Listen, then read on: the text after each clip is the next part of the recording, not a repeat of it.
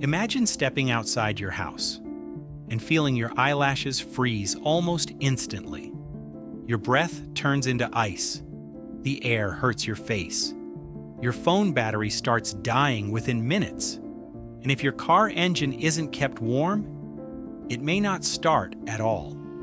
It sounds like something humans were never meant to endure. The kind of environment where survival should be impossible. Yet thousands of people willingly live there. Not for a few weeks. Not for a scientific expedition. For their entire lives. Families, children, teachers, shop owners, entire generations.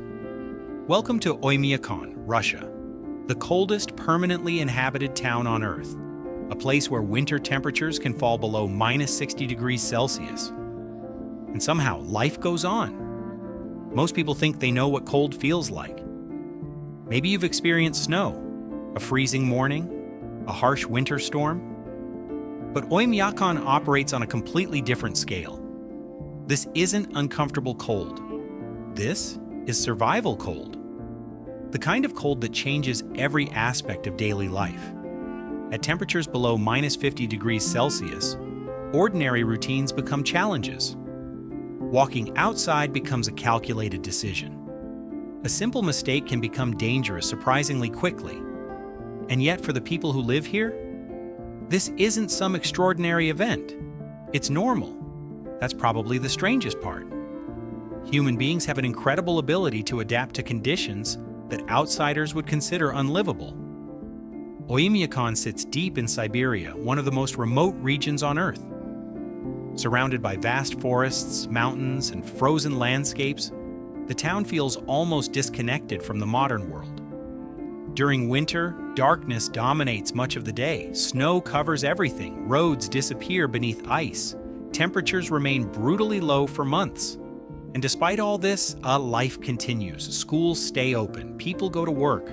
Children play outside. In fact, schools in Oymyakon generally only close when temperatures become extremely dangerous, often around -52 degrees Celsius. Think about that. In many countries, schools close because of a few centimeters of snow. In Oymyakon, -40 degrees is just another winter day. What fascinates me is how quickly our perception of normal changes depending on where we grow up. Someone from a tropical climate might consider 10 degrees cold. Someone from northern Canada might laugh at that. And someone from Oymyakon would probably find both conversations amusing.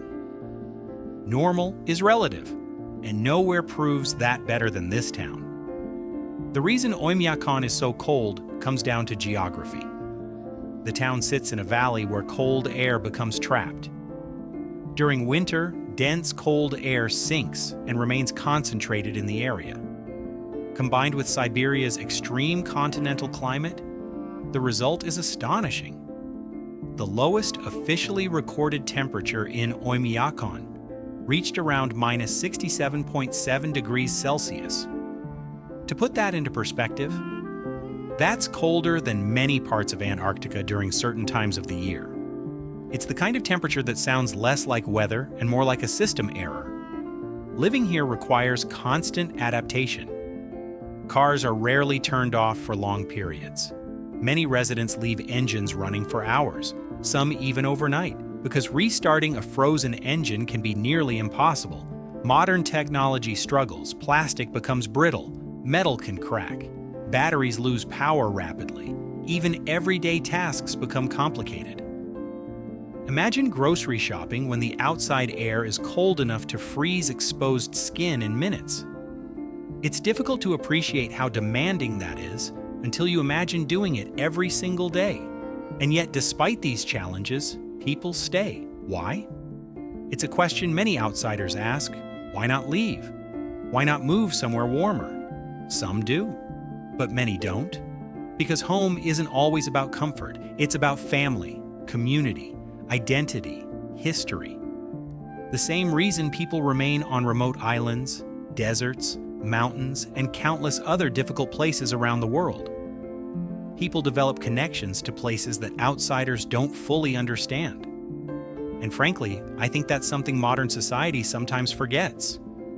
We often assume people should always move toward convenience, toward bigger cities, toward easier lives. But human beings aren't purely rational creatures. Belonging matters, and belonging can outweigh comfort. Oymyakon's economy has traditionally relied on activities adapted to the environment: reindeer herdings, fishing, animal husbandry, various forms of local trade. People have spent generations learning how to work with the climate instead of fighting it.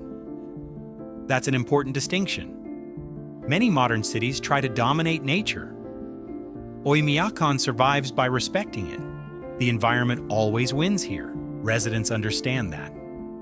And perhaps that's one reason the town continues to exist. One thing I find particularly interesting is how Oymyakon challenges many assumptions about progress. When people imagine the future, they often picture climate-controlled skyscrapers and advanced technology solving every problem. But Oymyakon reminds us that human resilience remains one of the most powerful technologies ever developed. No machine invented this community, no algorithm designed it. People adapted, people learned, people endured, and over time, survival became culture. Of course, life here isn't romantic. It's easy to watch videos of frozen landscapes and think it looks beautiful, and it does.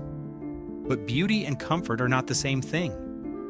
Extreme cold creates real challenges. Healthcare can be difficult, travel can be dangerous, isolation can be exhausting. The reality is far more complicated than the stunning photographs shared online. That's true for many remote places. The internet often shows the spectacle while ignoring the sacrifices. Yet despite everything, Oymyakon continues. Year after year, winter after winter, generation after generation.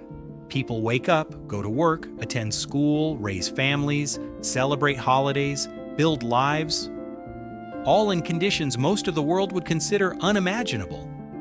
And in a strange way, that's what makes this town remarkable.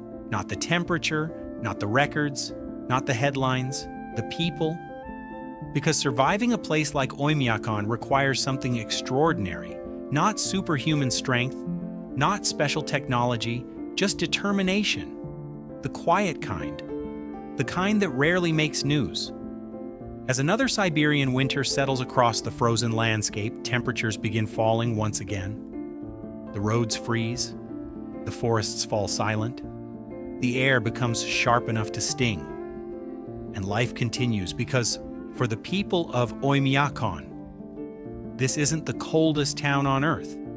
It's simply home. A place where human resilience has been tested for generations.